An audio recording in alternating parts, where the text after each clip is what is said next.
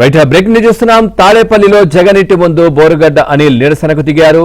జగన్ ను కలిసేందుకు అవకాశం ఇవ్వాలని ఆందోళన చేపట్టారు. సజ్జల రామకృష్ణారెడ్డి క్షమాపణ చెప్పాలని బోరుగడ్డ అనిల్ డిమాండ్ చేస్తున్నారు.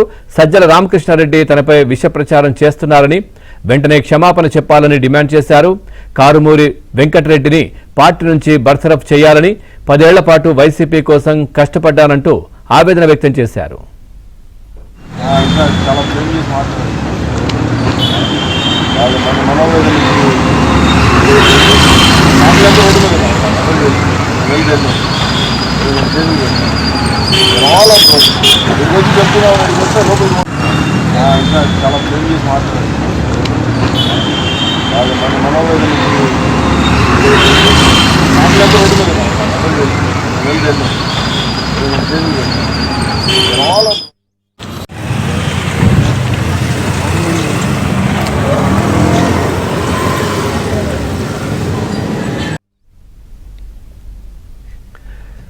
తాడేపల్లిలో జగన్ ఇంటి ముందు బోరుగడ్డ అనిల్ నిరసనకు దిగారు. జగన్ ను కలిసేందుకు అవకాశం ఇవ్వాలని ఆందోళన చేపట్టారు. దీనికి సంబంధించి మరింత సమాచారాన్ని మా కరెస్పాండెంట్ సత్య అందిస్తారు. సత్య, పూర్తి డీటెయిల్స్ ఏంటి?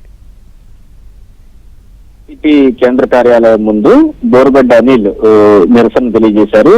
మాజీ ముఖ్యమంత్రి జగన్మోహన్ రెడ్డిని కలిసే అవకాశం ఇవ్వాలని ఆయన కోరారు. ముందుగా లోపలికి అనుమతించినప్పుడు కూడా సజ్జల రామకృష్ణారెడ్డిని కలిసేందుకు వెళ్ళినప్పుడు 2 నిమిషాలు కూర్చోవాలని చెప్పారు.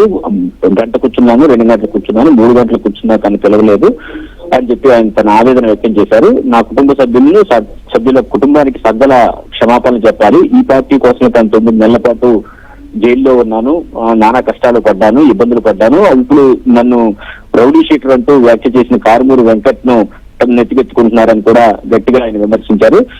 వెంటనే కారుమూరి వెంకట్ ను బర్తరఫ్ చేయాలి పార్టీ నుంచి అని డిమాండ్ చేశారు. అదే శ్రీహరి అనే వాసును తన వెనక కుట్ర చేస్తున్నాడని బోరుగడ్డ అనిల్ వ్యాఖ్యానించిందని. మొత్తం 10 సంవత్సరాల పాటు పార్టీ కోసం కష్టపడ్డాను, 9 నెలలు జైల్లో ఉన్నాను, 22 కేసులు గుర్తించుకుని పార్టీ కోసం ప్రాణత్యాగానికైనా సిద్ధపడ్డాను, జైల్లో ఉండగా నానా కష్టాలు పడ్డాను. అయినప్పటికీ కూడా పార్టీ తగిన గౌరవం తనకు ఇవ్వడం లేదు, తన కుటుంబ సభ్యులు తనను గౌరవించడం లేదు, చాలా తీవ్రమైన ఆవేదనలో ఉన్నాను నేనని చెప్పి ఆయన చెప్పడం జరిగింది.